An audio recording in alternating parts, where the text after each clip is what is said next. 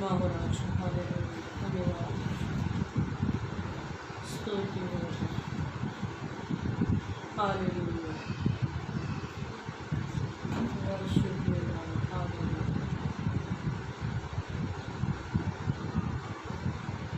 धन्यवाद, स्तुति हो राजा, हालेलुया,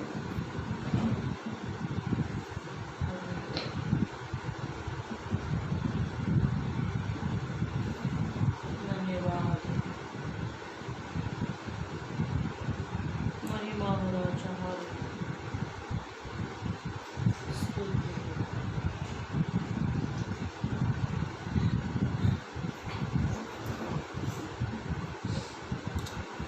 हालेलुया, स्तुति हो बाबा पिता परमेश्वर, धन्यवाद हो, हालेलुया।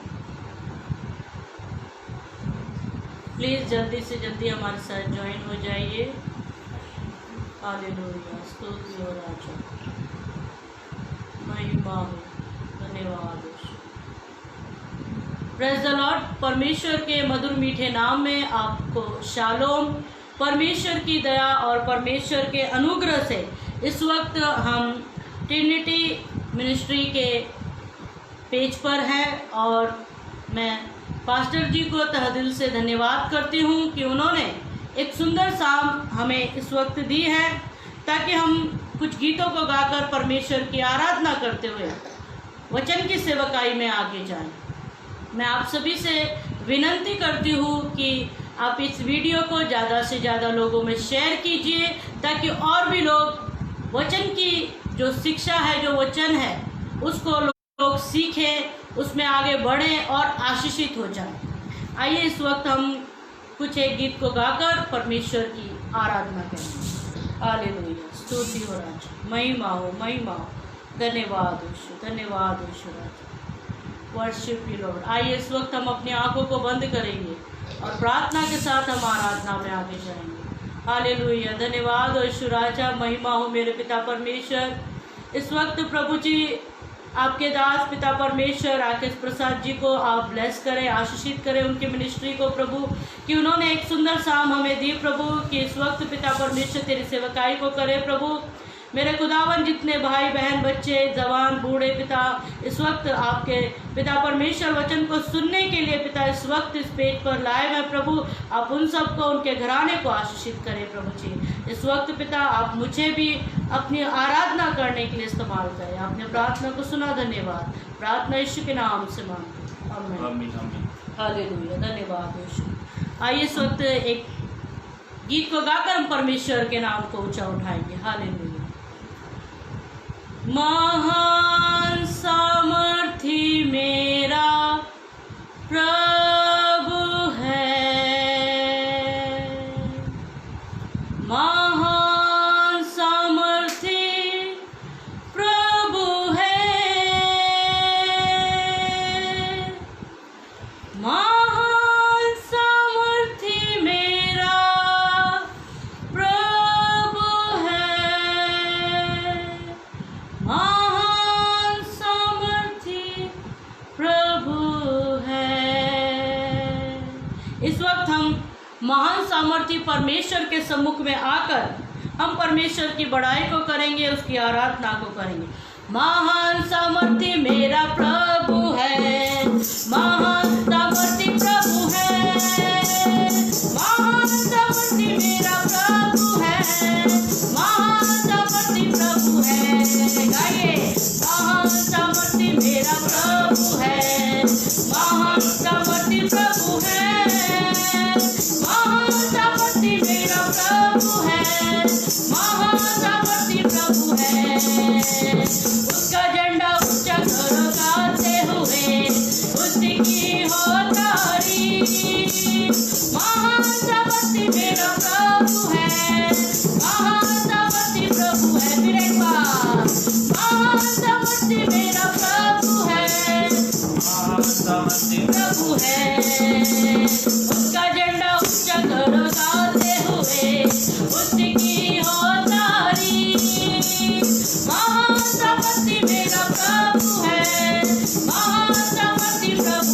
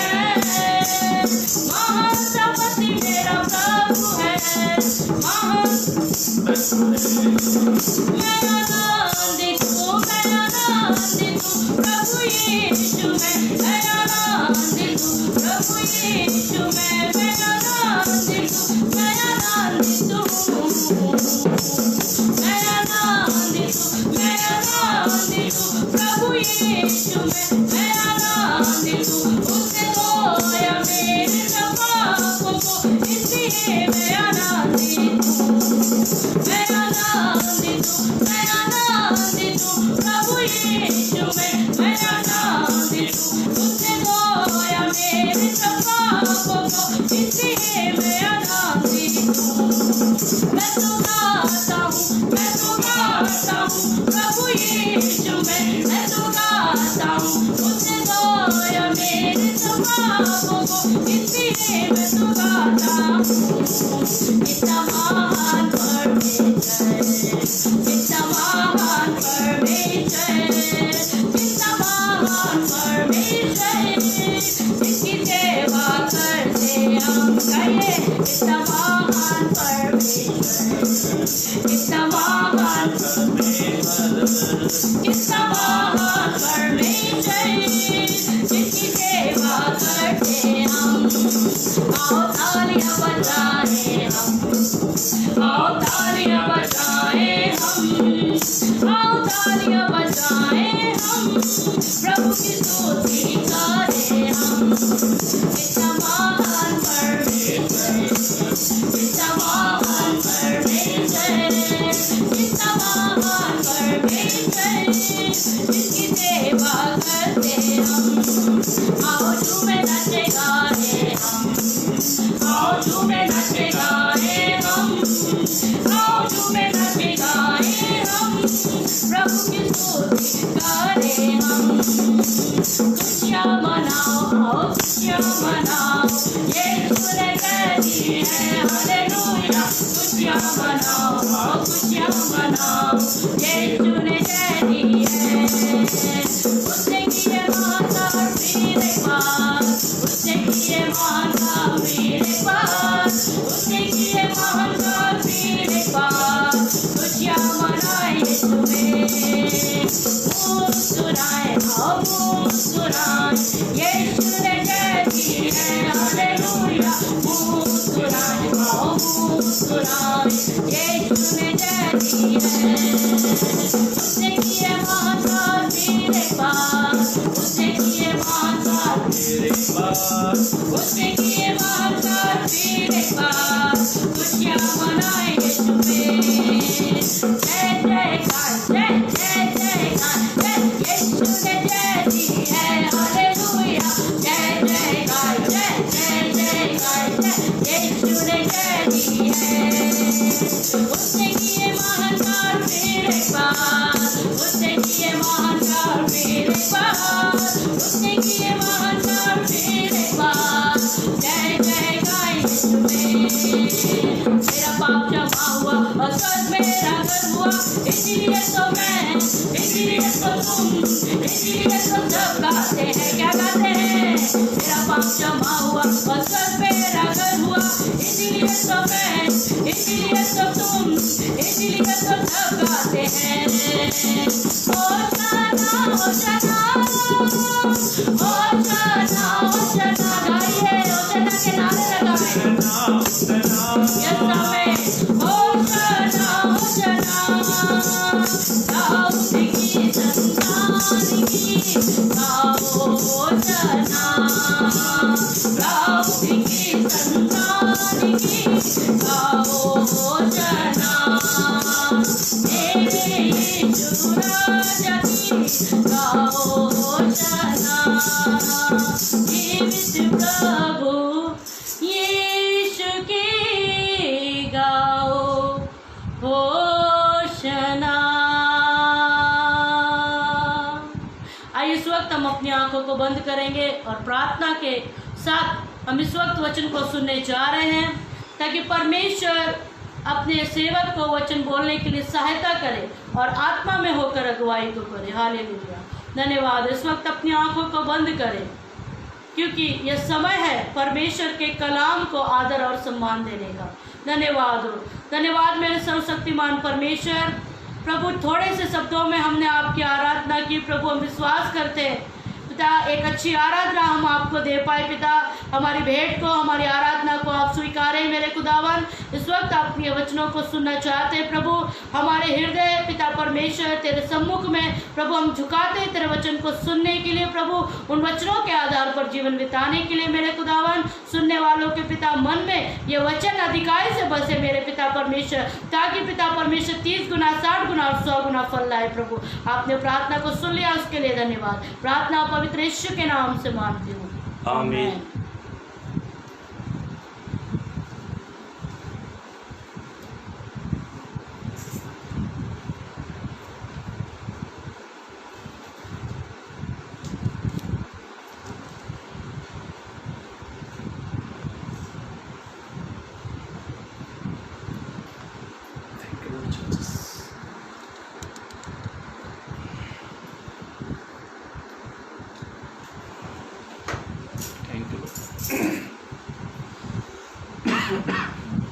Praise the Lord.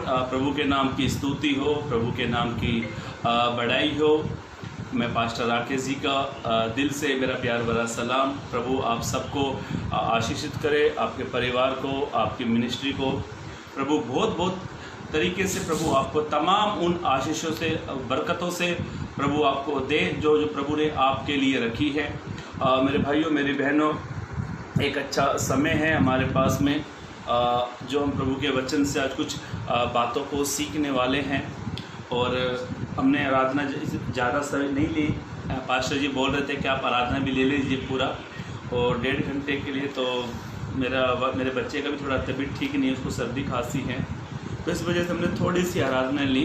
और प्रभु कहता है जो थोड़े में विश्वास योग्य एक दिन वो बहुतों में विश्वास योग्य ठहरता है। तो मेरे भाइयों मेरी बहनों,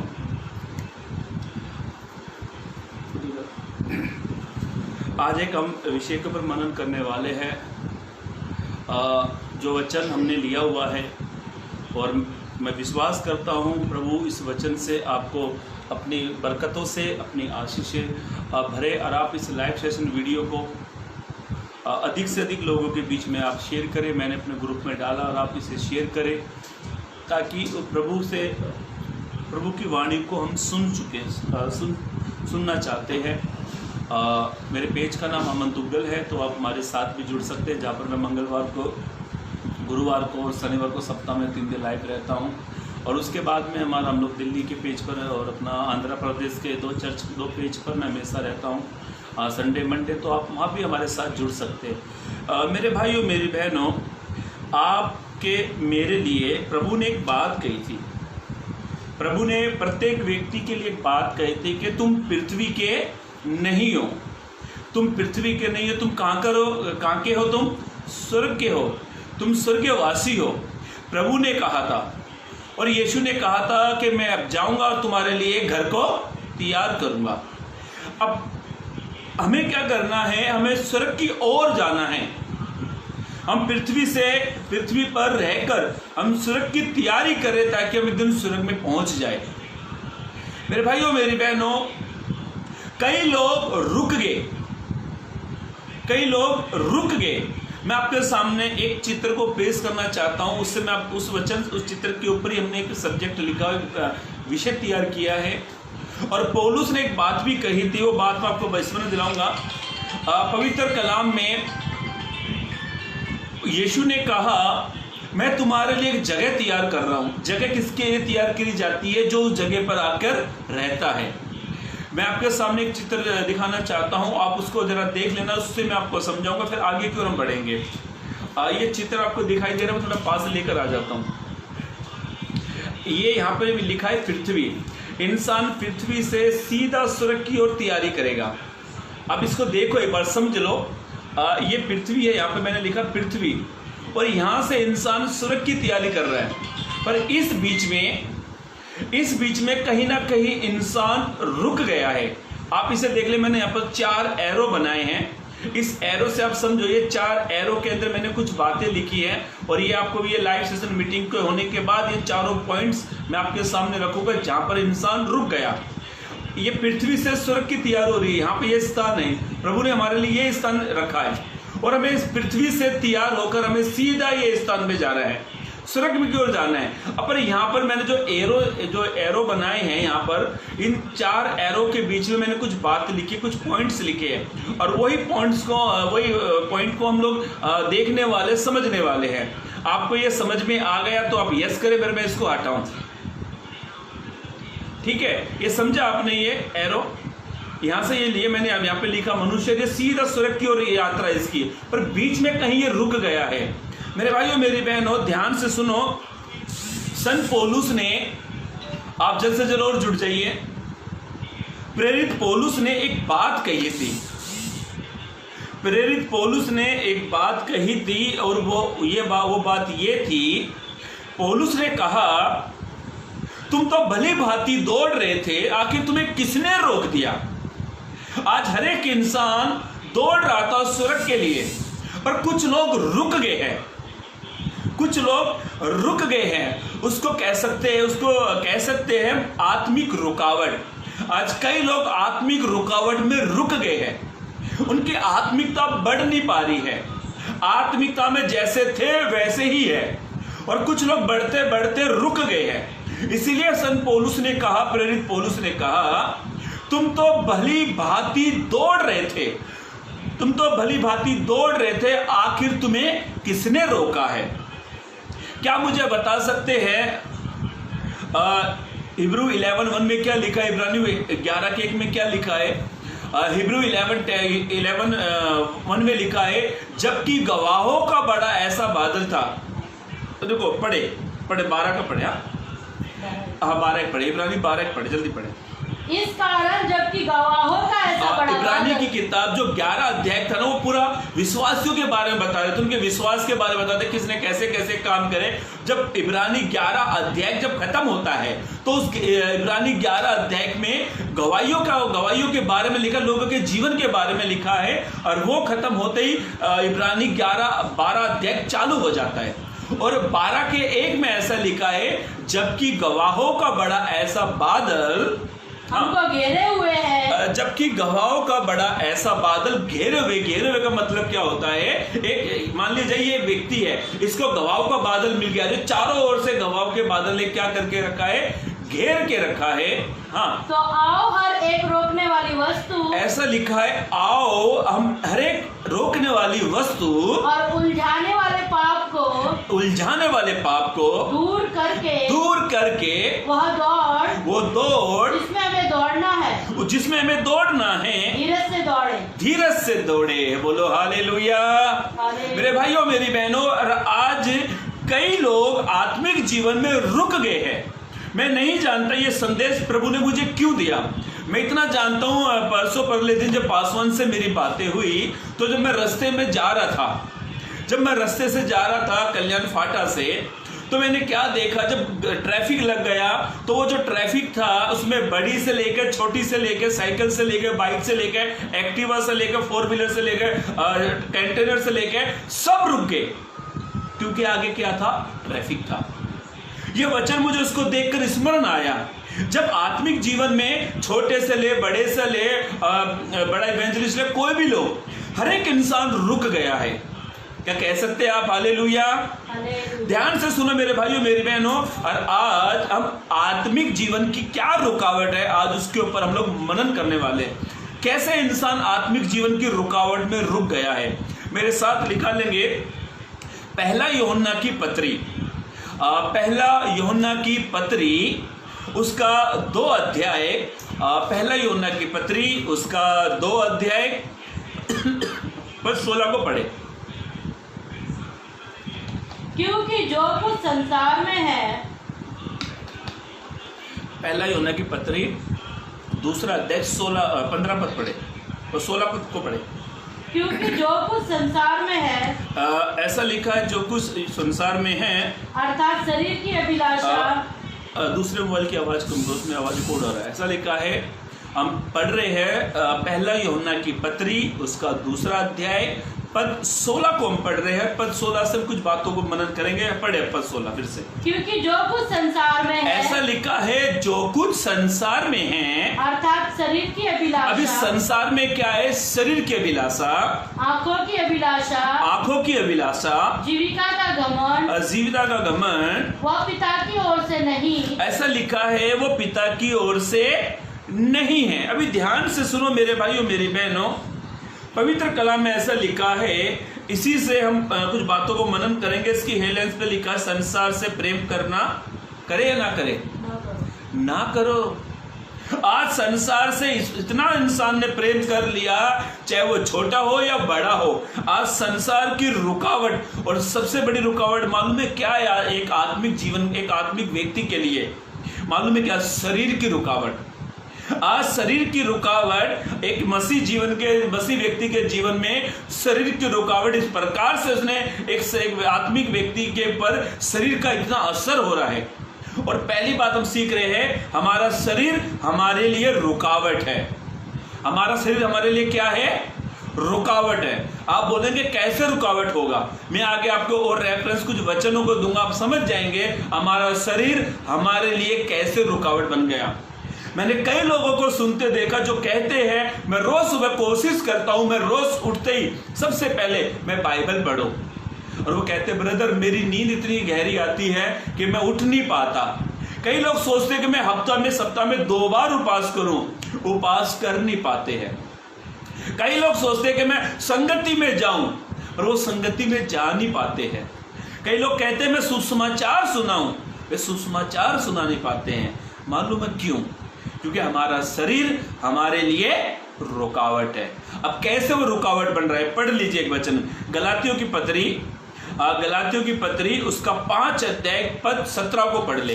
गलातियों की पत्री उसका 5 अध्याय पद 17 को पढ़े।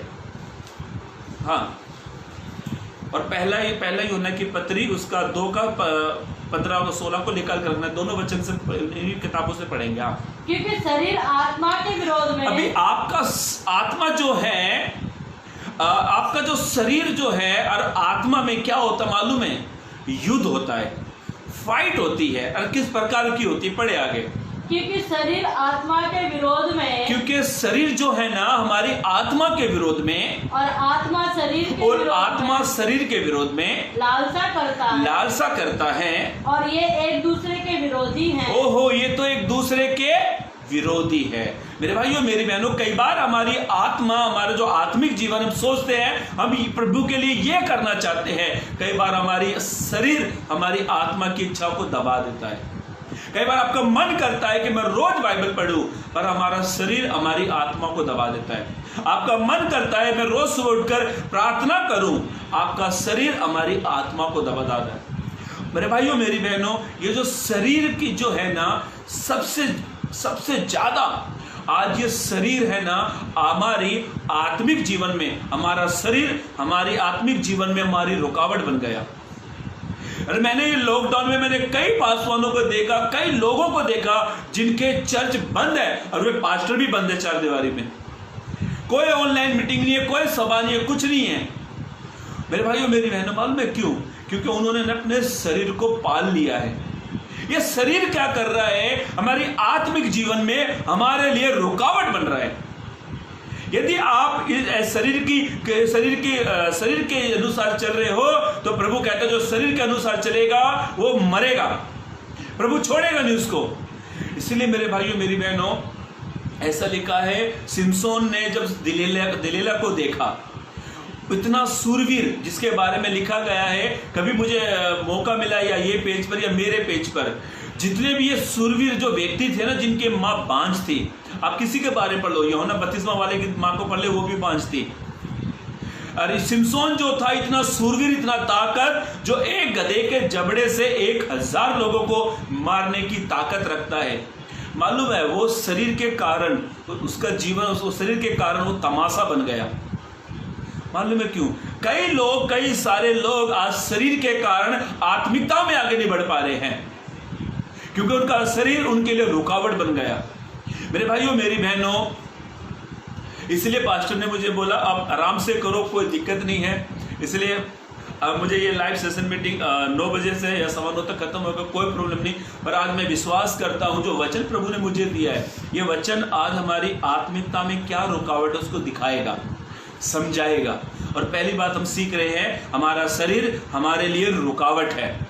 कई बार मैंने लोगों को देखा, कई जवानों को देखा, कई बुजुर्गों को देखा जो ये कहते हैं कि मैं प्रभु के लिए ये करना चाहता हूँ। कई लोग तो इतने अच्छे होते हैं ना, बड़े प्यारे होते हैं, चर्च में आएंगे, पास्टर कहेगा हालेलुया प्रेज द लॉर्ड, और इधर से कोई बहन गाना गा रही है हालेलुया स्तुति करेंगे हम ये स्वर। कुछ लोग इतने प्यारे होते हैं ना, हालेलुया, और बाद में खराटे की सीटी आती, बाद में भाई उठ जा उठ जा उठ जा, अरे क्या हो रहा है क्या हो रहा है। कई लोग तो इतने अच्छे होते हैं ना, चर्च में आके अपनी नींद को मारते हैं।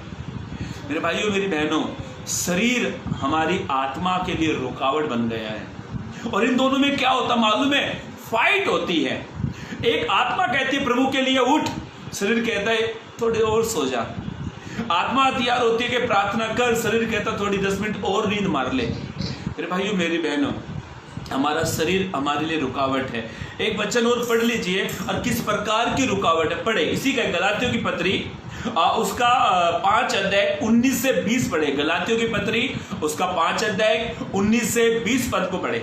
हाँ। शरीर के काम तो प्रकट है। अभी शरीर के काम प्रकट है, जो शरीर के जो काम होते हैं ना वो प्रकट है, वो दिखाई देते हैं। क्या है वे? हाँ। अर्थात वे विचार, गंदे काम। आज देखो, आज पूरे भारत में देखो, लोगों का इतिहास पढ़ो, न्यूज देखो, जितने भी काम हो रहे हैं ना वे विचार, ये शरीर के काम है। और बड़े बड़े लोग इस शरीर के पाप में गिर गए हैं। सुलेमान जो इतना बुद्धिमान व्यक्ति था, 1000 स्त्री के कारण उसका मन स्त्रियों ने पराय देवता की ओर फेर दिया, जिससे प्रभु ने 2 बार बातें करी सपने के जरिए, जिसे प्रभु ने कहा तू मेरा भवन बनाएगा, और जिसके भवन की प्रशंसा बहुत दूर दूर तक फैली थी। ऐसा शख्स, उसका मन पराय देवता की ओर क्यों चला गया मालूम है? 1000 स्त्रियां रखने के कारण। हाँ, पढ़े वचन को। हाँ। वे विचार, गंदे काम, लुचपन, मूर्ति पूजा, टोना, बैर, झगड़ा, ईर्ष्या, क्रोध, विरोध, फूट, विधर्म, मतवालापन, लीला क्रीड़ा और इनके जैसे। और ये मालूम है किसके बारे में गिना है? ये शरीर के पाप है मेरे भाइयों मेरी बहनों। और प्रभु कहता है जो शरीर पर मन लगाता है, प्रभु उसके बारे में क्या कहता है? पढ़ लीजिए रोमियो की किताब उसका 8 का 5 पद पढ़े। रोमियो की किताब उसका 8 अध्याय पद 5 को पढ़े। हाँ। क्योंकि शारीरिक व्यक्ति शरीर की बातों पर, हाँ, शारीरिक व्यक्ति शरीर की बातों पर मन लगाएगा। आपस में कोई चर्च में कोई भाई अच्छा सोफा खरीद के लेकर आएगा, और एक दूसरा भाई उसकी पत्नी उससे पूछेगी देखो तुमसे अच्छा तो वो भाई अच्छा है, देखो क्या सोफे लाया था चर्च में। प्रभु की बातें नहीं होगी, सामान क्या लेकर आए, क्योंकि वे शारीरिक व्यक्ति है। और मैंने कई मसीहों को देखा है जो आत्मिक होने का नाटक तो करते हैं पर शारीरिक व्यक्ति है, शारीरिक बातों पर मन लगाते हैं। इसी का रोमियो की पत्री उसका 8, रोमियो की किताब उसका 8 का 7 पद को पढ़ ले। हाँ। क्योंकि शरीर पर मन लगाना तो ऐसा लिखा है, क्योंकि शरीर पर मन लगाना तो परमेश्वर से बैर। अरे भैया, जब शरीर पर ही मन लगाओगे तो प्रभु हमारा कौन है? दोस्त है। क्या है प्रभु हमारा? बैर। यदि शरीर पर मन लगाओगे तो प्रभु आपसे आप प्रभु को अपना बैरी बना लोगे। क्या आपके बैरी से आपको कुछ लाभ होगा? क्या आपका बैरी आपको कुछ बरकत देगा? नहीं देगा। आपने प्रभु को बैरी बना लिया, इसलिए आप आत्मिकता में नहीं बढ़ पा रहे हो। आपने प्रभु को अपना दुश्मन बना लिया, इसलिए आप आत्मिकता में नहीं बढ़ पा रहे हो। मुझे याद आती है मेरे भाइयों मेरी बहनों, ऐसा लिखा है जो शरीर पर मन लगाते हैं वो किसको अपना बैरी बनाते हैं? किसको बनाते हैं? प्रभु को बनाते हैं। पढ़ो वचन को अच्छे से पढ़ो। रोमियो की पत्री उसका 8 का 7 पद पढ़े, तोड़ के पढ़े वचन को। क्योंकि शरीर पर मन लगाना, ऐसा लिखा है शरीर पर मन लगाना। आज बहुत सारे लोग है ना शरीर पर बहुत मन लगाते हैं, पता ही नहीं लगता ये प्रभु के हैं या किसके हैं। शरीर पर मन लगा रहे हैं और शरीर पर मन लगाना क्या है मालूम है? सीधा सीधा किसका विरोध करते हैं? परमेश्वर का। ऐसा लिखा है उत्पत्ति की किताब उसका पहला अध्याय उसका 27-28 पद पढ़ोगे, वहां पे ऐसा लिखा, प्रभु ने कहा आओ हम मनुष्य को अपने रूप और स्वरूप में बनाएं। ये जो देह परमेश्वर ने बनाई थी ना, ये परमेश्वर ने इसलिए बनाई थी ताकि अपनी देह के द्वारा तुम प्रभु की महिमा करो। और पौलुस ने कहा कुरिन्थियों की किताब में, तुम दाम लेकर मोल लिए गए हो, अपने शरीर के द्वारा प्रभु की महिमा करो। ये पौलुस ने कहा ये सब वचन। और आज हमारा शरीर क्या हो रहा है? परमेश्वर के विरुद्ध में जा रहा है। हमारा शरीर के कारण हमने परमेश्वर को अपना बैरी बना दिया है। बैरी से लाभ नहीं होता, बैरी से नुकसान होता है। यदि आप चाहते हैं कि मुझे लाभ मिल जाए तो प्रभु को अपना बैरी मत बनाओ, प्रभु को अपना दुश्मन बनाओ। मुझे याद आती है घटना साधु सुंदर सिंह के बारे में। जब साधु सुंदर सिंह के पिता ने साधु सुंदर सिंह के शादी के लिए एक खूबसूरत लड़की उसके सामने लाकर खड़ी कर दी उसके सामने, और साधु सुंदर सिंह के पिता ने कहा, देख ये खेत प्रॉपर्टी ये सब कुछ तेरा, ये लड़की से शादी कर ले। साधु सुंदर सिंह ने मन में क्या कहा, जो उस पंजाब के रामपुर गांव में पैदा हुए, उसने कहा मेरे पास एक दिल था, वही दिल मैंने प्रभु को दे दिया। उसने कहा मेरा एक ही है, मैंने प्रभु को दे दिया। क्या आप कहते हैं कि मेरा जो दिल है वो प्रभु के लिए है? शरीर जो है ना हमारे लिए रुकावट है। इसी का पढ़ लीजिए रोमियो की किताब उसका 8 पद पढ़े। हाँ। और जो शारीरिक दशा में है वे परमेश्वर की प्रसन्न नहीं कर सकते, वो कभी भी प्रभु को खुश नहीं कर सकते। हमारी आत्मिक जीवन में क्यों नहीं बढ़ पा रहे? क्योंकि हमारा शरीर हमारे लिए रुकावट बन गया है। और ऐसा प्रभु का वचन कहता है, जो शारीरिक दशा में है वो प्रभु को कभी खुश नहीं कर पाएंगे। आज प्रभु हमसे खुश प्रभु इसलिए खुश नहीं होता क्योंकि हम शरीर पर मन लगाते हैं। मेरे भाइयों मेरी बहनों, पास्टर डेविड सिंह कहते हैं ये शरीर को 6 फुट के गड्ढे में कीड़े खाएंगे। अरे बात सच है मेरे भाइयों मेरी बहनों। संत पौलुस ने कहा अब क्या किया जाए, ये शरीर को किस प्रकार से रोका जाए। मेरे भाइयों मेरी बहनों, आप भली भांति जानते हो आपका शरीर आपको आत्मिक जीवन में आगे बढ़ने दे रहा है या नहीं दे रहा है। एक इंसान को भली भांति मालूम है अपने बारे में, पूरा डेटा उसको मालूम, अपने बारे में पूरा समझ उसको मालूम है मैं कौन सी दिशा में चल रहा हूं, और मालूम है अभी आपको क्या करना है। संत पौलुस ने कहा कुरिन्थियों की किताब में, पहला कुरिन्थियों की किताब उसके 9:27 में पौलुस ने कहा मैं अपने शरीर को मारता कूटता और वश में लाता हूं। ये मारने कूटने का क्या मतलब है मालूम है? इसका मतलब ये नहीं कि आप लकड़ी ले लो कल से मारना चालू करो, यीशु के बस में आ, यीशु के बस में आ, ये नहीं है। मतलब इसका कहने का मतलब क्या है, अपनी जो क्रिया है, अपनी जो इच्छा जो हमारे शरीर पर लगी है, पौलुस कहता है मैं अपने शरीर को मारता पीटता और मसीह का आज्ञाकारी बनाता हूं। मेरे भाइयों मेरी बहनों, शरीर को मारने का मतलब ये है, जब आपको ये होता है ना, जब मुझे प्रार्थना करनी है और आपका शरीर ये कहता है अभी मत कर, इसका मतलब जब आप कहो नहीं मुझे प्रार्थना ही करनी है, तो आप शरीर की क्रियाओं को मार रहे हो। जब आप बाइबल पढ़ते हो, जब आपको ऐसे होता है, जब आपके उंगली आते हो, जब आप कहते हो नहीं मुझे बाइबल नहीं पढ़ रही है, उस समय आप ज्यादा बाइबल पढ़ो, तो आप शरीर की क्रियाओं को मार रहे हो। जिस समय आपको ऐसा लगता है कि मुझे उपवास नहीं करने हैं, उस समय आप ज्यादा उपवास करते हो। इसका मतलब यह है कि आप शरीर की क्रियाओं को मार रहे हो। मेरे भाइयों मेरी बहनों, ध्यान से सुनो। आज हमारा शरीर हमारे लिए हमारा शरीर हमारे आत्मिक जीवन में रुकावट बन गया। हमारे चर्च में एक बहन की शादी थी, हमारे चर्च में एक बहन की शादी थी। वो बहन जब आई, मेरे पास्टर हम एक जगह पर खड़े हुए थे। मेरे पास्टर जी का पास्टर अलीन पात्रे जी मेरे सीनियर है, मेरे गुरु जी हैं। हम वहाँ पे खड़े थे, हमारे चर्च में एक बहन की शादी थी। एक बहन आई, इतना मेकअप, इतना बन ठन के आई, तो हम उसको देख रहे हैं ये क्या करके आई। और जब हमने पैर देखे ना, पैर एकदम काले काले। इंसान क्या करता मालूम है, अपने शरीर की क्रियाओं को पूरी करता है।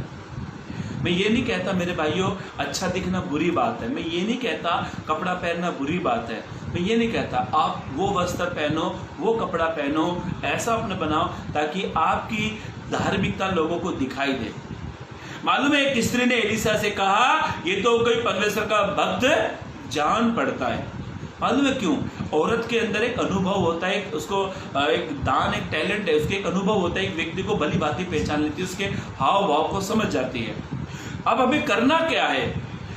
हमें करना क्या है? जो हमारा शरीर हमारे आत्मिक जीवन में रुकावट को लेकर आ रहा है, तो हमें करना क्या है? अब वापिस से एक वचन फिर पढ़ लीजिए, गलातियों की पत्री उसका 16 पद पढ़े, गलातियों 5:16। हाँ पढ़े, गलातियों की पत्री उसका 5 उसका 16 पद पढ़े। पर मैं कहता हूँ, अभी सन पौलुस एक बात बहुत अच्छी कहता है सन पौलुस कहता है, पर मैं कहता हूँ आत्मा के अनुसार। पौलुस कहता है तुम आत्मा के अनुसार चलोगे तो तुम शरीर की लालसा किसी रीति से पूरी ना करोगे। बोलो हालेलुया। मेरे भाइयों मेरी बहनों, आप आत्मा के अनुसार चलोगे तो आप शरीर की क्रियाओं को मार डालोगे। जब आप आत्मा के अनुसार चलोगे कभी भी शरीर की इच्छा पूरी नहीं कर पाओगे। मेरे भाइयों मेरी बहनों, ऐसा लिखा पवित्र कलाम में। पहली बात हम सीख रहे हैं, मनन कर रहे हैं, आत्मिक रुकावट क्या है। हमारा शरीर हमारे लिए रुकावट बन गया। यदि आप आत्मा के अनुसार चलोगे, तो आप कभी भी शरीर की क्रियाओं को पूरी नहीं कर पाओगे।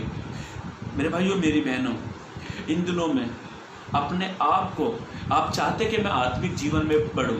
मैं आगरा के पेज पर मीटिंग ले रहा था, तो वहाँ पर एक भाई ने मुझे मैसेज दिया कि ब्रदर मेरे लिए प्रार्थना करें कि मैं आत्मिक जीवन में आगे बढ़ना चाहता हूँ। और मुझे इतने सारे प्रेयर रिक्वेस्ट के मैसेज आए। मुझे सबसे अच्छा मैसेज ये ब्रदर की रिक्वेस्ट मुझे बहुत अच्छी लगी।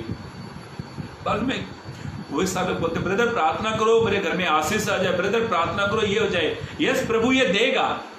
कि ये क्या परमानेंट है? ये टेम्परेरी है, कभी भी खत्म होएगी।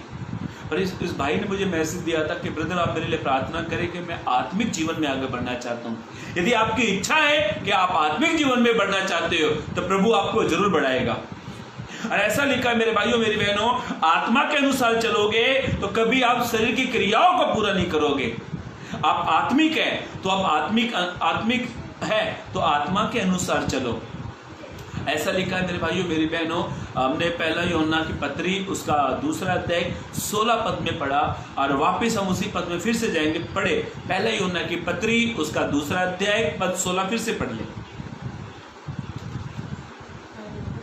पहला यूहन्ना की पत्री उसका 2 अध्याय पद 16 फिर से पढ़े।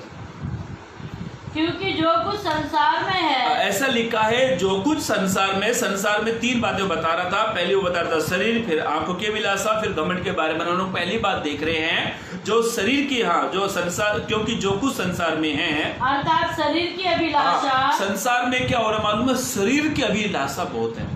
इसलिए मेरे भाइयों मेरी बहनों, पहली बात हम पढ़कर आगे बढ़ेंगे। पहली बात ध्यान से सुने, हमारा शरीर हमारे लिए रुकावट है। तो इस शरीर के रुकावट को खत्म करने के लिए क्या करना है? आप आत्मा के अनुसार चलो तो आप शरीर की क्रियाओं को पूरा नहीं करोगे। पहली बात। अब दूसरी बात, इसी का वचन फिर से पढ़ ले। हाँ, पहला यूहन्ना की पत्री 2 अध्याय 16 पद फिर से पढ़े। हाँ, शरीर की अभिलाषा और आंखों की अभिलाषा। दूसरी बात, आंखों की अभिलाषा। ये हमारी आंख जो है ना, हमारी आंख हमारे लिए ठोकर है, रुकावट हमारी आंख। अब कहेंगे कैसे? यीशु ने कहा यदि तेरी आंख तुझे ठोकर खिलाए तो उसे निकाल कर फेंक दे। देखो, एक होता है देखना, एक होता है घुर के देखना, एक होता नॉर्मल देखना, एक होता अलग भावनाओं से देखना। मेरे भाइयों मेरी बहनों, आप जब उत्पत्ति की किताब आप 6 अध्याय उत्पत्ति 3 का 6 यदि पढ़ोगे ना, ऐसा लिखा है, स्पष्ट रीति से लिखा है, तब स्त्री ने फल को देखा। देखने से क्या हुआ उसके अंदर? उसकी मन भावना था, उसकी अभिलाषा जगी उस फल के प्रति। हमारी आंख है ना, कभी हमारे सामने ऐसी वस्तु को लेकर आती है जो हमारे मन में बस जाती है। और इस स्त्री ने फल को देखा और देखने के बाद इसने क्या किया? खाया। और खाने के बाद क्या हुआ? इनका कनेक्शन प्रभु से टूट गया। मेरे भाइयों मेरी बहनों, ध्यान से सुनो, आज का विषय बहुत अच्छा है। यदि आप इन बातों को समझ जाओगे तो मैं विश्वास करता हूँ हम आत्मिक जीवन में आगे जरूर बढ़ेंगे। और कई लोग रुक गए हैं, और ऐसा लिखा है स्त्री ने फल को देखा, उसने तोड़ा और खाया। मालूम है ये आंख से लोग क्या करते हैं? इस आंख से नैन से सैन भिड़ाते हैं, और कई लोग इस नैन के सैन से बच नहीं पाए, रुकावट बन गई उनके लिए। पढ़ लिए वचन, आपको समझ में आएगा। नीति वचन की किताब उसका 10 का 10 पढ़े, नीति वचन 10 और 10 पद पढ़े। जो नैन से सहन करता ऐसा है, लिखा है जो नैन से सहन करता है उससे हाँ औरों को दुख मिलता है। नैन से सहन करने का मतलब है जो आंख से आंख लगाता है, दूसरों को दुख मिलता है। मालूम है कैसे? अभी किसका एग्जाम्पल दो। मान लीजिए कोई स्त्री दूसरे पुरुष को नैन से सहन भिड़ा रही है। वो स्त्री एक स्त्री का उदाहरण दे, तभी आपको समझ में आएगा वचन का अर्थ क्या है कहने का। ये मान ले कोई स्त्री दूसरे इंसान से नैन से सहन भिड़ा रही है, और उसके पति ने उसको देख लिया, तो पति को खुशी होगी? दुख होगा पति को। मेरी पत्नी दूसरे से सहन भिड़ा रही है। मेरे भाइयों मेरी बहनों, आज है ना ये आँख, ये हमारी जो आँख है, हमारे मसीह जीवन में, हमारे आत्मिक जीवन में हमारी रुकावट बन गई। कई लोग तो इतने यंग मैन होते हैं ना, और कई लोगों को मैंने मालूम है ये फेसबुक पर लाइव आते देखा, उनका रियली लाइफ में जानता हूँ। कई लोगों को देखा गर्लफ्रेंड को लेकर घूमते, जब ऑनलाइन आते ना क्या बड़ी बड़ी बातें ठोकते हैं, क्या बड़ी बड़ी बातें कहते हैं। वे भूल गए इस बात को। जब पत्रस की किताब में लिखा अन्याय का आरंभ तो शुरुआत हमसे होगी। मैंने कई लोगों को देखा, नाम लूंगा तो आप हैरान हो जाओगे। मैंने कई लोगों को देखा गर्लफ्रेंड को लेकर घूमते, नैन से सहन भिड़ाते हैं, और बात बड़ी बड़ी ठोकते आकर, ऐसा करो ये होगा, वैसा करो ये होगा। ध्यान से सुनो मेरे भाइयों मेरी बहनों, प्रभु को टोपी मत पहनाओ। मालूम है ये नैन से सहन कैसे पाप बढ़ता है? आप एक वचन आपको पढ़ाऊंगा तो आप सोचोगे कि ऐसा होता है। पढ़ लीजिए एक वचन, दूसरा पत्रस दूसरा अध्याय पद 14 पढ़े। दूसरा पत्रस दूसरा अध्याय पद 14 को पढ़े। दूसरा पत्रस दूसरा अध्याय पद 14। उनकी आंखों में व्यभिचार बसा हुआ है। उनकी आंख जो नैन से सहन भिड़ाती, उनकी आंखों में क्या बस जाता है? व्यभिचार बस जाता है। हाँ, और वे पाप किए बिना रुक नहीं सकते। ऐसा लिखा है पवित्र कलाम में, वे पाप करने के लिए वे रुकते ही नहीं हैं। ऐसा लिखा है जब पाप जन्म लेता है तो पाप की अभिलाषा क्या करती है? गर्भ क्या होता है? गर्भवती होती है, वो पाप को जन्म देती है। मेरे भाइयों मेरी बहनों, आंख से इतना जबरदस्त पाप हो रहा है ना, इस आंख के पाप ने ना तो आत्मिकों को छोड़ा और ना संसारिकों को छोड़ा, ना विश्वासियों को छोड़ा ना अविश्वासियों को छोड़ा। मैं ये नहीं कहता है कि आप और मैं गलत है, मैं ये नहीं कहता। एक वचन आपको मैं पढ़ाऊंगा तो आपका सब डाउट क्लियर हो जाएगा। वचन को मैंने पूरा पढ़ो। हाँ, दूसरा पत्रस दूसरा अध्याय पद 14 फिर से पढ़े। उनकी आंखों में व्यभिचार बसा हुआ है। ऐसा लिखा है उनकी आंखों में व्यभिचार बसा हुआ था, और वे पाप किए बिना नहीं रुक सकते। वे पाप बिना रुक नहीं सकते। वे चंचल मन वालों को फुसला लेते। मालूम है वे चंचल मन वाले जो बड़े ऐसे, उनका क्या करते मालूम है? फुसलाते हैं। जो नैन से सड़ा से करते ना, ऐसे ऐसे करेंगे। उनको क्या करते हुए फुसला लेते हैं। ये हमारा आँख है ना, मैं ये नहीं कहता हमारी आँख गलत है, हमारा देखने का नजरिया गलत है। हम क्या देख रहे हैं? कुछ लोग तो इतने अच्छे होते हैं ना, बराबर देखते देखते देखते घर तक छोड़कर आएंगे। बस नहीं चले, उनका बस नहीं चले ना तो घर में घुस जाएगी आँख।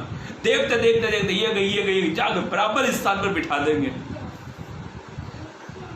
एक वचन आप पढ़ोगे ना तो उस वो वचन से प्रभु आपको जरूर ब्लेस करेगा। पढ़ लीजिए एक वचन, अय्यूब की किताब उसका पहला अध्याय, अय्यूब 31 का पहला अध्याय पढ़े, बहुत अच्छा वचन है। अय्यूब की किताब 31 अध्याय पद पहला पढ़े, आपके सवाल का जवाब है, पढ़े। हाँ, मैंने अय्यूब कहता है मैंने अपनी आंखों के साथ अय्यूब कहता है मैंने अपनी आंखों के साथ वाचा बांधी है। फिर मैं किसी कुंवारी पर कैसे आंखें लगाऊं। मेरे भाइयों मेरी बहनों, यदि आपने अपनी आंखों के साथ वाचा बांधी है, आप आत्मिक जीवन में आगे बढ़ जाओगे। अय्यूब कहता है मैंने अपनी आंखों के साथ वाचा बांधी। वाचा का मतलब होता है प्रतिज्ञा किया, वायदा किया है कि मेरी आंख है तो केवल प्रभु के वचनों को पढ़ने के लिए, मेरी आंख है केवल प्रभु को देखने के लिए। मेरे भाइयों मेरी बहनों, देखना एक होता है घुर के देखना, एक होता है नॉर्मल देखने का तरीका। और अय्यूब कहता है मैंने अपनी आंखों के साथ क्या बांधा है, वाचा। आप प्रभु से कहे प्रभु मेरी आंख पवित्र वस्तुओं को देखे, मेरी आंख प्रभु मुझे ठोकर दिला रही है। और यीशु ने कहा यदि तेरी आंख तुझे ठोकर दिलाए तो क्या कर दे, निकाल कर फेंक, काना होकर तुझे स्वर्ग में जाना सही है। अपनी आंखों से वाचा बांधो। दूसरी बात हम पढ़ रहे हैं, हमारी आंख हमारे लिए ठोकर है। हमारी आंखों से हम आत्मिक जीवन में आगे नहीं बढ़े, हमारी आत्मिक रुकावट है। आप चाहते इस आत्मिक रुकावट को दूर करें, आंखों से वाचा को बांधे, आंखों से वाचा को बांधे। मेरे भाइयों मेरी बहनों, इसी का पहला यूहन्ना की पत्री 2 अध्याय पद 16 को फिर से पढ़े। तीसरी बात को चलेंगे, पढ़े जल्दी। क्योंकि जो कुछ संसार में है अर्थात शरीर की अभिलाषा और आंखों की अभिलाषा और जीविका का घमंड। ये जो घमंड है ना, ये बहुत डेंजर है। घमंड के कारण प्रभु ने शैतान को लात मारी, वो जमीन पर आ गिरा। ये जो घमंड है ना, घमंड इंसान के अंदर उत्पन्न होता है, उत्पन्न। आज कई लोग इसलिए बैकस्लाइडर हो गए, इसलिए प्रभु ने छोड़ दिया। उनके घमंड उनका पतन का कारण हो गया। ये घमंड है ना, घमंड किसी को नहीं छोड़ता है। अरे घमंड आता कैसे है? मैं आपको एक वचन पढ़वाऊंगा तो आपको समझ में आ जाएगा घमंड आता कैसे है। मेरे भाइयों मेरी बहनों, घमंड इंसान लेके पैदा होता है। अरे कब होता मालूम है? जब एक इंसान जमीन से उठकर जब 500-600 के एरिया के फ्लैट में जब वो आता है ना, तो उसका रुतबा ही बदल जाता है। और कई लोग तो इतने अच्छे होते हैं ना, आत्मिक घमंड करते हैं। मैं बताऊंगा कैसे करते हो आत्मिक घमंड। शैतान हमारे अंदर घमंड को उत्पन्न करेगा।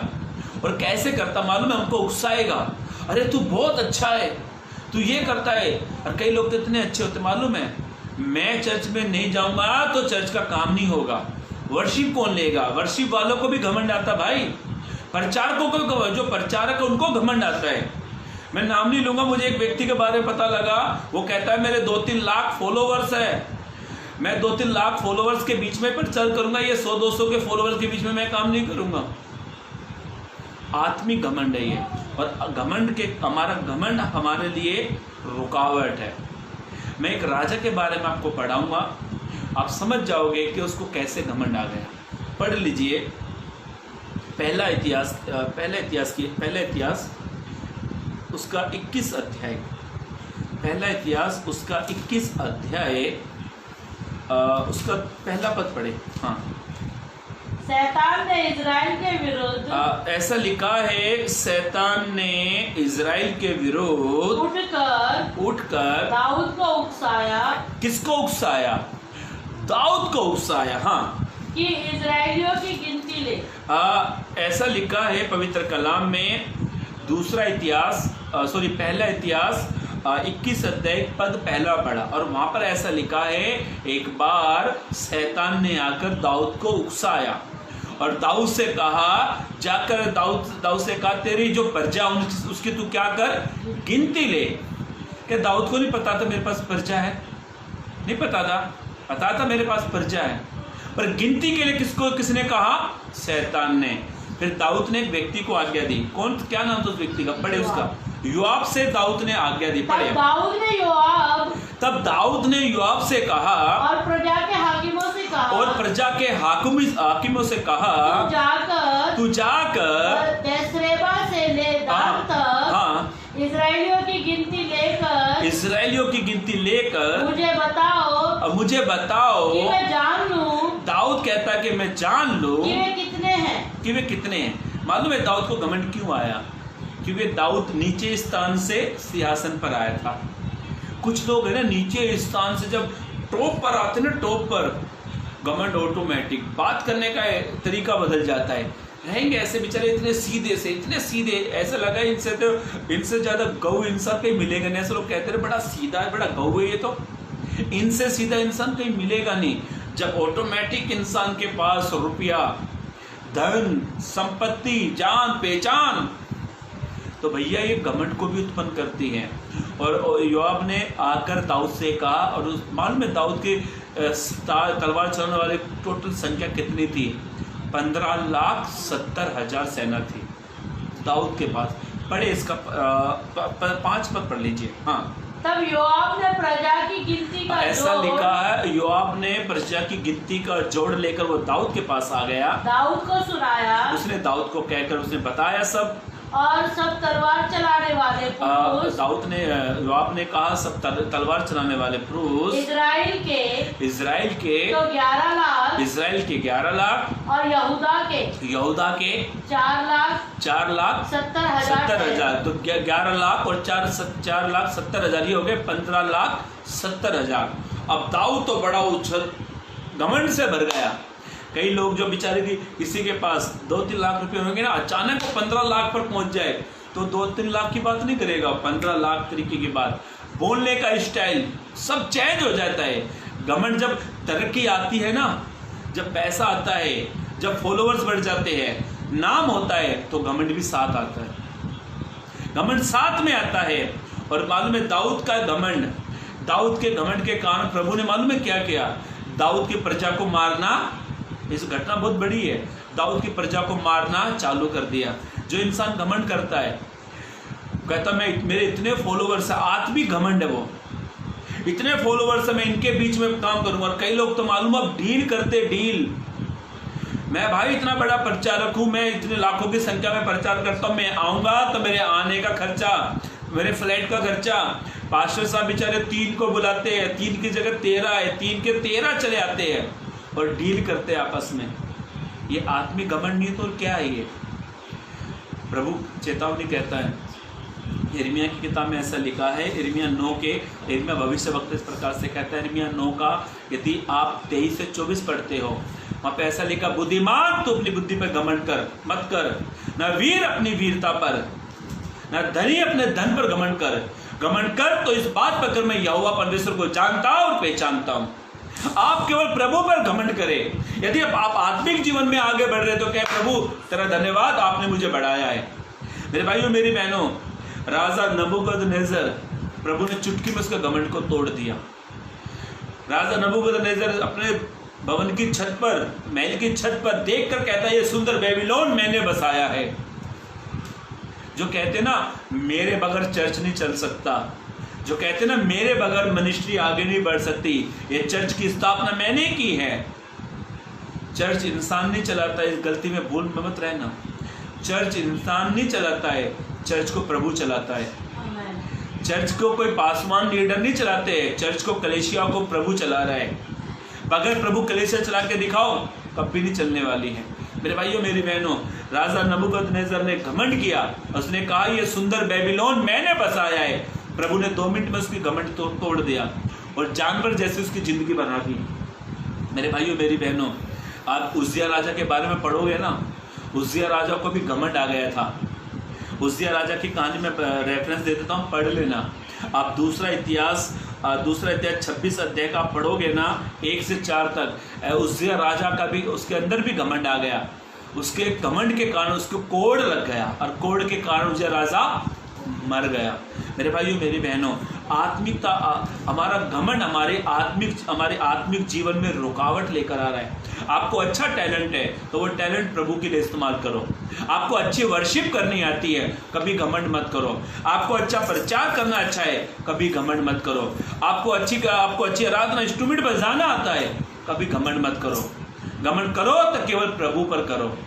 मेरे भाइयों मेरी बहनों, घमंड किसी का नहीं है। एक बात कहना चाहता हूँ, मुझे कहना तो नहीं चाहिए, लोग कहते हैं कि घमंड तो रावण का भी नहीं रहा, लोग ऐसा कहते हैं। उसे लगता था कि मुझसे बड़ा कोई सूरवीर नहीं है, घमंड उसका भी नहीं रहा। तो हम तो इंसान हैं, प्रभु घमंडियों को नहीं छोड़ेगा। और मालूम है प्रभु ने एक बहुत अच्छी बात कही, कोई भी प्राणी घमंड ना करे। मालूम है कहाँ पे लिखा हुआ वचन, आप पढ़ोगे तो आप हैरान हो जाओगे। प्रभु ने प्राणी का मतलब क्या था, जानवरों के लिए कहा था। प्राणी का मतलब क्या है, इंसान। प्राणी का मतलब होता है इंसान।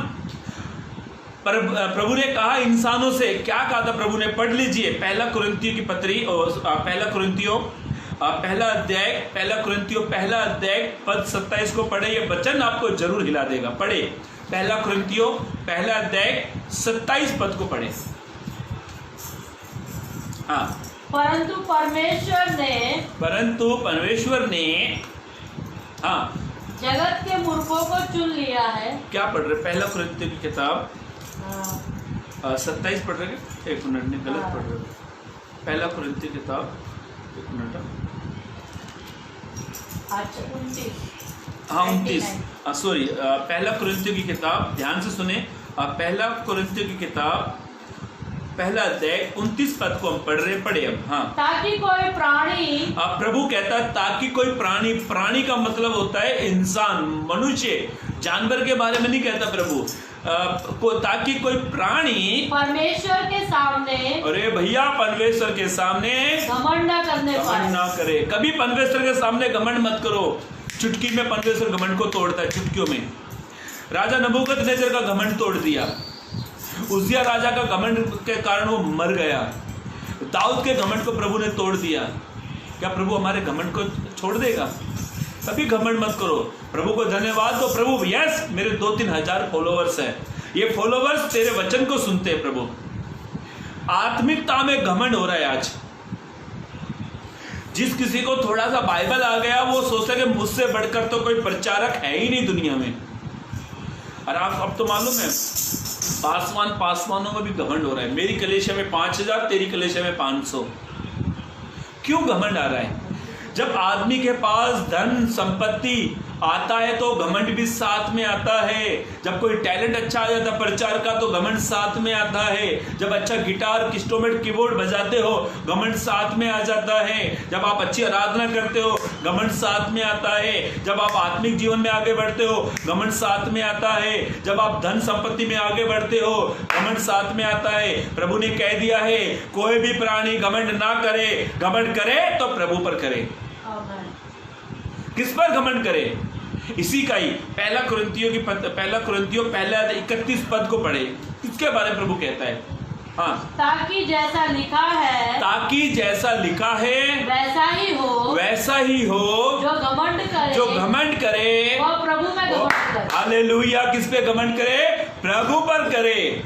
आपके पास जो कुछ है वो केवल प्रभु से कहे, प्रभु मैं जो भी कुछ हूं आपके कारण हूं। और आज हमारा घमंड हमारे आत्मिक जीवन में रुकावट बन गया है। घमंड मत करो। ये घमंड है ना बड़े बड़े आत्मिक लोगों के जीवन में रुकावट बन गया।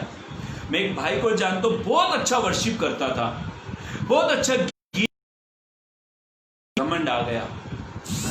और मालूम है आज उस भाई का अता पता भी नहीं है। आज पता क्या कहता है, कौन है यीशु?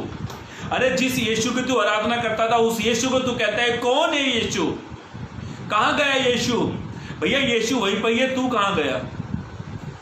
आत्मिकता में घमंड। आज हमारा घमंड हमारे लिए आत्मिक जीवन में रुकावट लेकर आ रहा है।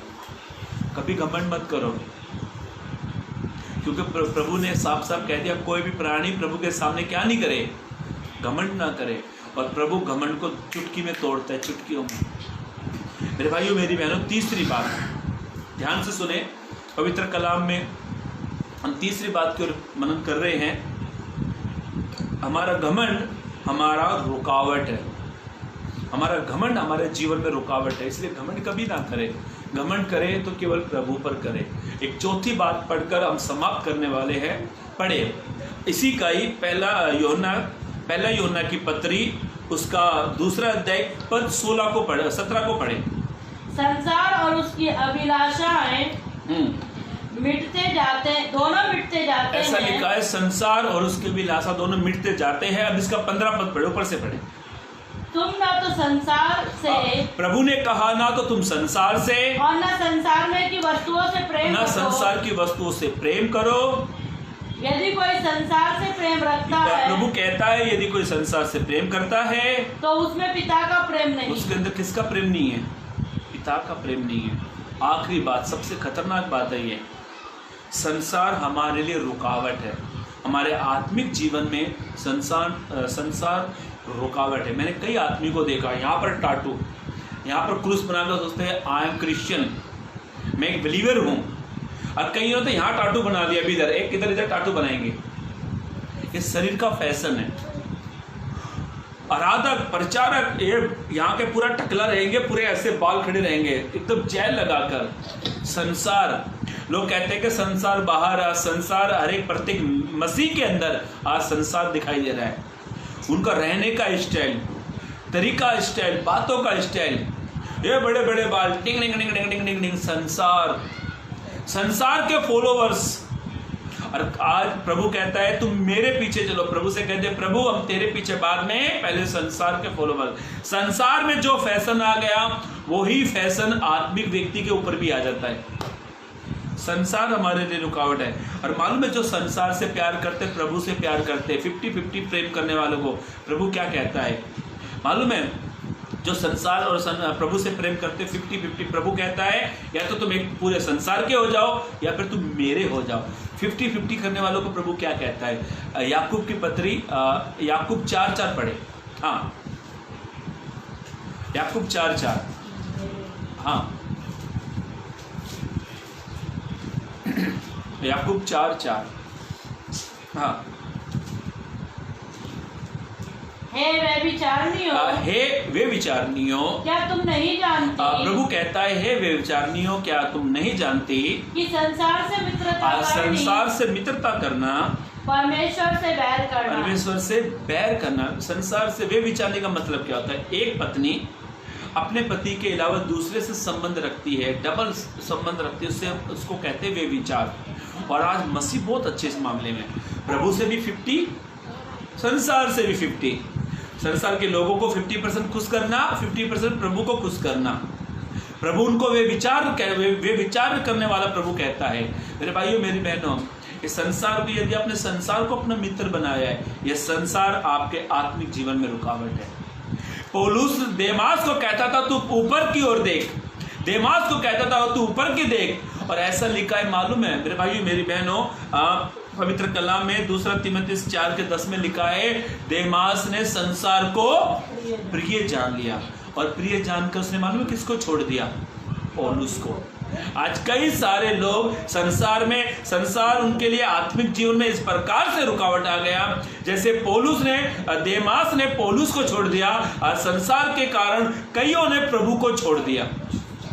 संसार हमारे लिए रुकावट है। संसार हमारे रुकावट को लेकर आता है मेरे भाइयों मेरी बहनों। इसलिए प्रभु का वचन कहता है, हमने पहला यूहन्ना की पत्री उसके 2:17 पद में पढ़ा, जो संसार और संसार की अभिलाषा एक दिन मिट जाएगी। ये संसार जो आपको दिख रहा है, ये चमकना संसार आपको दिख रहा है, ये चमकदार संसार एक दिन खत्म हो जाएगा। पर जो प्रभु की इच्छा पर चलता है वो सर्वदा बना रहेगा। आप संसार की इच्छा पर मत चलो, आप संसार बनाने वाले की इच्छा पर चलो, तो आप सर्वदा बने रहोगे। मेरे भाइयों मेरी बहनों, संसार हमारे लिए रुकावट है। ये संसार को आप दूर करें, जब आप आत्मिक जीवन में आगे बढ़ पाओगे। आप भली भांति जानते हो आप कितना संसार से प्रीति रखते हो, आपको भली भांति मालूम है आप संसार से कितना मोहब्बत करते हो। यदि आप 50-50 वाला गेम खेल रहे हो, प्रभु कहता है वे विचार नहीं। मेरे भाइयों मेरी बहनों, मैं ये नहीं कहता हम संसार, मैं भी संसार में रहता हूं, पर संसार को अपने अंदर मत आने दो। संसार हमारे लिए यूज करने के लिए है। क्या आपने जो आप बाजार से जो जूता लेकर आते हो यूज करने के लिए, आप जूते को बाहर फेंकते हो और बॉक्स को रखते हो संभाल कर? कभी किया आपने ऐसा? यदि करोगे तो बोलेगे इससे बड़ा बेवकूफ तो कहीं मिलता भी नहीं है। जूता बाहर है, बॉक्स को संभाल कर रखते हो। ये संसार हमारे लिए यूज करने के लिए है। संसार के बरतने वाले ऐसे हो, संसार के मत होके रह जाओ, संसार के मत हो। संसार हमारे आत्मिक जीवन में रुकावट लेकर आ रहा है। और कईयों ने, जैसे देमास ने पौलुस को छोड़ दिया, कईयों ने प्रभु को छोड़ दिया, क्योंकि उनके आत्मिक जीवन में बढ़ रहे थे, संसार बीच में आ गया। इसीलिए प्रभु कहता है तुम संसार और संसार की अभिलाषा एक दिन क्या हो जाएगी, मिट जाएगी, खत्म हो जाएगी। पर जो स्वर्गीय पिता की इच्छा पर चलता है वही सर्वदा बना रहता है। मेरे भाइयों मेरी बहनों, वापस इब्रानियों का वचन हम पढ़कर लाइव सेशन मीटिंग को हम समाप्त करने वाले हैं। इब्रानियों की किताब उसका 11 अध्याय 2 पद को पढ़ ले। हाँ, 2 पद, सॉरी, इब्रानियों की किताब 2 अध्याय 2 पद को पढ़े। हिब्रू चैप्टर 1 वर्ष 2 को पढ़े। इब्रानियों की किताब 2 अध्याय 12 का 2 पद पढ़े। इब्रानियों 12:2 पढ़े। एक वचन और तो उसको छोड़ दे, एक ही वचन पढ़ेंगे। पढ़े इब्रानियों की किताब 12 अध्याय 2 पद पढ़े। हाँ।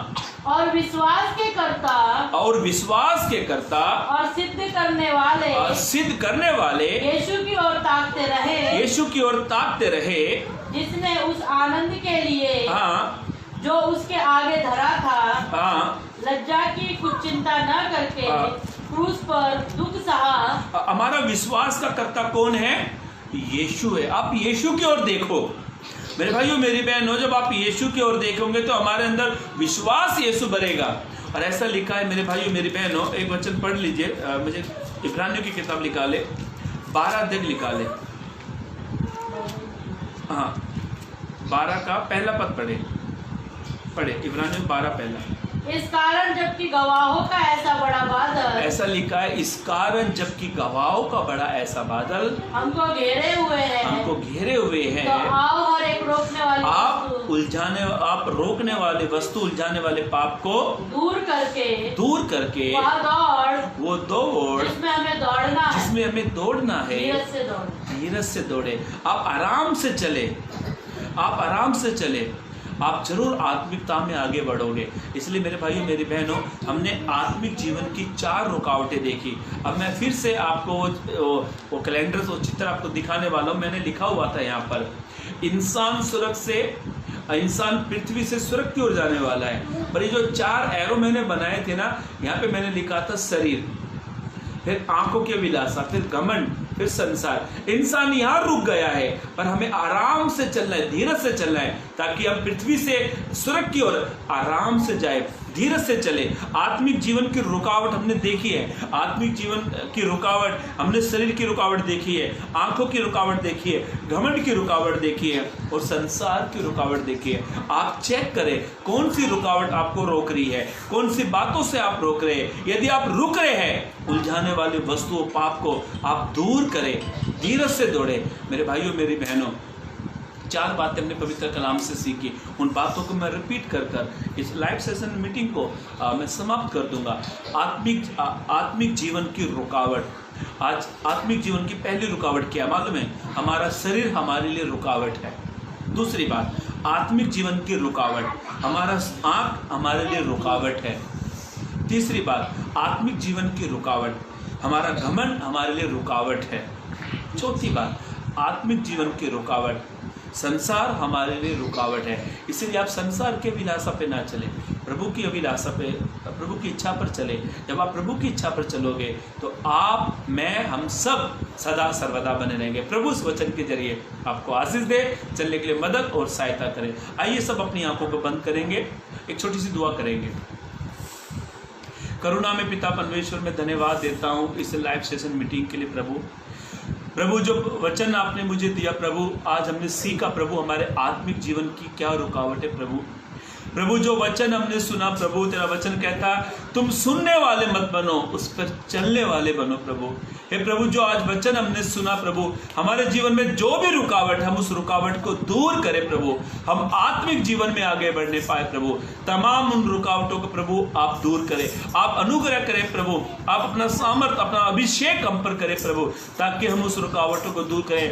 पौलुस कहता जो मुझे सामर्थ देता है उसमें मैं सब कुछ कर सकता हूँ प्रभु। आपका अनुग्रह हम पर दे प्रभु। तेरे बच्चे हैं प्रभु, तेरे बेटे हैं, तेरी बेटी बेटियां प्रभु आपका अनुग्रह हम पर दे, ताकि हम आत्मिक जीवन की उन रुकावटों को हम दूर करने पाए, उस दौड़ में धीरज से दौड़े जिसमें प्रभु आपने दौड़ने के लिए हमें बुलाया। प्रभु जी, प्रभु आप अनुग्रह करें, दया करें। प्रभु जी, मैं तेरे दास पास्टर राके प्रसाद जी को, उनकी पत्नी को, उनके बच्चों को, प्रभु उनके परिवार पर तेरी तमाम आशीष बरकतों से तू भर दे। प्रभु तेरे दास ने एक काफ़ी अच्छा लंबा टाइम मुझे दिया प्रभु, ताकि तेरे वचन को हम मनन करने पाए। प्रभु तेरे दास पर, उनकी सेवकाई को, उनके मिनिस्ट्री पर, उनके घराने पर, कुटुंब पर, प्रत्येक लोगों पर तेरा अनुग्रह, उनके घराने पर तेरा अनुग्रह आ जाए। तेरी सेवकाई पर, उनकी सेवकाई पर तेरी आशीष, तेरी बरकत आने पाए। प्रभु जी तेरे दास को और इस्तेमाल करे, और उनके जरिए तू तमाम लोगों को, इस पेज के जरिए तमाम लोगों के पास तो अपना संदेश को पहुंचता है। आप इस पेज को भी, इस पेज को चलाने वाले पे भी तेरा अनुग्रह और तेरी दया। प्रभु जी आपने अनुग्रह किया प्रभु, उसके लिए धन्यवाद। सारी बातों के लिए धन्यवाद देते हैं। प्रार्थना यीशु के नाम से मांगते हैं, आमीन। Pastor ji, praise the Lord.